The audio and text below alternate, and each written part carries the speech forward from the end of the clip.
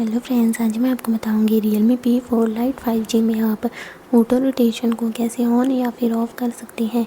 तो चलिए फ्रेंड्स, बिना किसी देरी के वीडियो स्टार्ट करते हैं।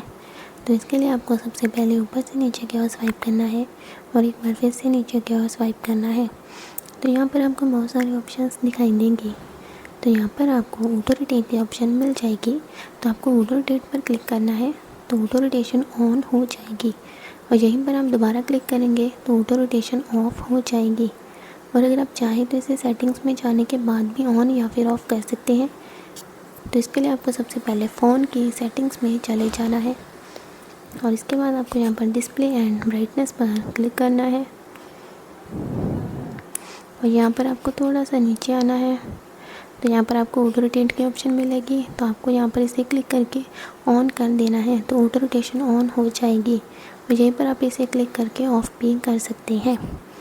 Bye bye friends.